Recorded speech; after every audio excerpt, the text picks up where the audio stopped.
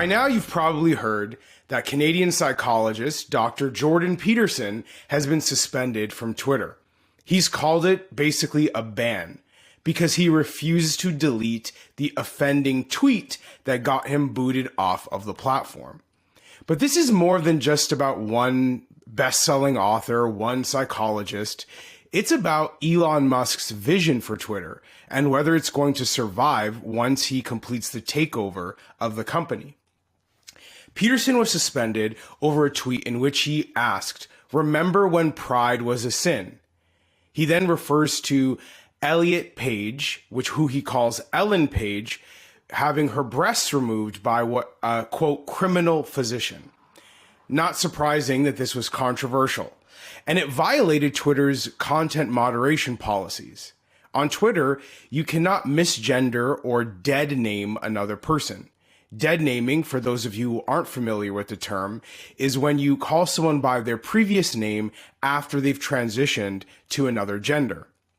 Now, this is not a matter of criminal law. There are no laws in Canada preventing someone from saying things like what Dr. Peterson said on Twitter. And that's precisely what makes it a compelling test case for Elon Musk's vision for the platform. Elon Musk has openly stated that he would support a free speech revolution on Twitter, one in which you could say anything that is legal. He even endorsed the European Union's Digital Services Act, which makes this type of vision for social media a law. In fact, the European Union's legislation would mean that criminal law determines what you can say on the platform, not corporate policies. In other words, if it's legal to say in your country, then you're allowed to say it on Twitter. If it's illegal, like hate speech or running a scam, trying to steal money from people, that would not be allowed on Twitter. So Elon Musk has openly stated that's what he favors. And in that world, Dr. Peterson would not have been banned from the platform. But the question becomes, is that actually good for the platform? Is relying on criminal law to determine what we can say and what we can't say on Twitter going to make for a better experience? Because Dr. Peterson himself has also called Twitter a rat hole. He complains about the platform, its divisiveness, the way people are rude and harsh toward one another. And you must ask, does then Twitter need some sort of content moderation policy to improve everyone's experience? This is the actual tension that exists around Elon Musk taking over Twitter.